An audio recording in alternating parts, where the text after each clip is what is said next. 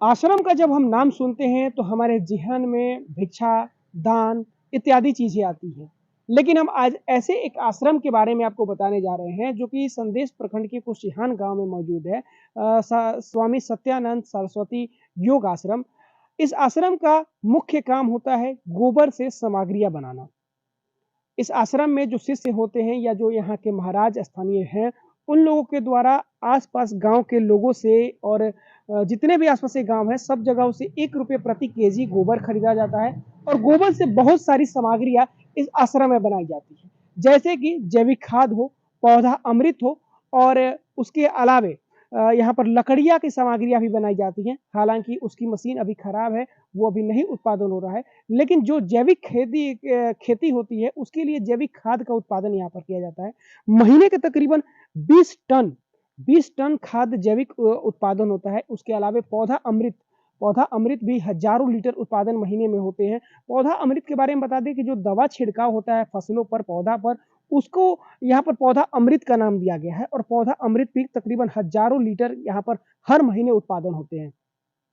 इन सब चीज़ों के उत्पादन के पीछे जो आश्रम का मुख्य उद्देश्य है, वो ये है कि जो यहाँ के खर्च हैं, वो संतुलन बना रहे, यहाँ के आश्रम के अपने मेहनत से यहाँ का खर्च चले, किसी से दान ना लेना पड़े, किसी से भिक्षाटन ना लेना पड़े, किसी के आगे हाथ ना फैलाना पड़े।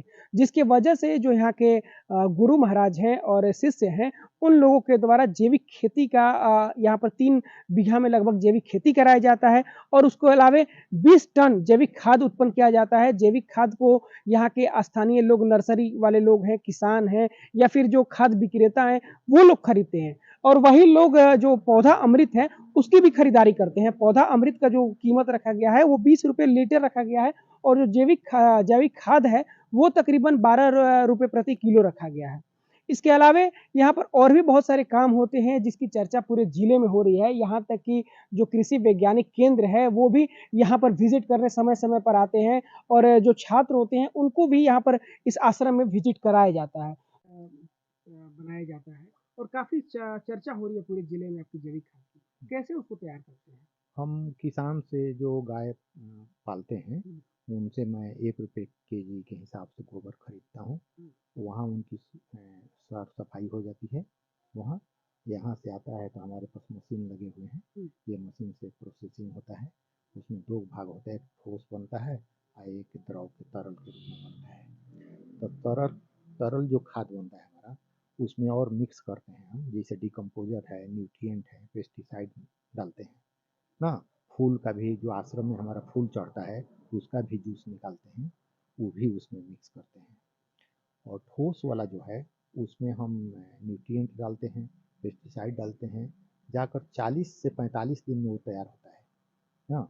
हमारी क्षमता जो मशीन की है वो काफ़ी अधिक है, उतना हम गोबर नहीं अभी इकट्ठा कर पा रहे हैं कि लोग करीब करीब महीना में 20 टन कर पा लेते हैं। अभी 20 टन महीना में कर लेते हैं। और यहाँ से जो मिक्स होता है हमारा गोबर जो आता है, इसको हम गैस के प्लांट में डालते हैं। जिससे आश्रम में गोबर खाना गैस बनता है। प्लांट है, 2 है, एक बिहार सरकार द्वारा ऐड है, बहुत पहले का बना हुआ है और एक गुजरात से मैं मंगवाया हूँ, हुँ, संजीवनी का है।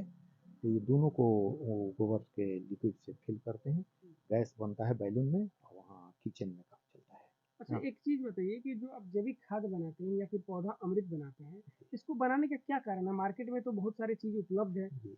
आप आश्रम में ये क्यों काम करते हैं? आश्रम में तो ये नहीं भी किया जा सकता है, हुँ, लेकिन हमारा अपना सोच था जब कोरोना में लॉकडाउन हुआ, तो उस समय चाहे सरकार का भी है स्वच्छता पर ध्यान दे रही है, तो मैं सोचा कि गांव में बहुत मच्छर वगैरह हो जाते हैं गोबर के चलते, जो गंदगी के चलते। उस गोबर को अगर मैं ले लूँ, किसान को फायदे हो जाएंगे, एक तो तुरंत पैसा मिल जाते हैं उनको, दूध से फायदा हो ही रहे हैं, गोबर से भी पैसा जो वेस्ट हो जाता है, वो ले लेंगे तो किसान को फायदा हो जाएगा।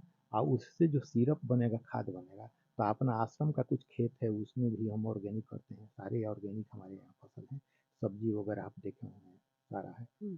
तो यहाँ से सिरप जो है वो इतना मात्रा में निकलता है कि हमको ज़मीन लेकर वहाँ टैंक बनाना पड़ा है, सारे वहाँ जाते हैं, वहाँ से टैंकर से हमारे खेत में डालते हैं, पब्लिक भी लेती है, वहाँ भी भिजवा देते हैं। और खुद का खेती भी करते खुद अपना भी हैं। खुद खेती है। आश्रम कितना खेती करते हैं? अपना खेती हम लोग तो करीब 3 बीघा करते हैं।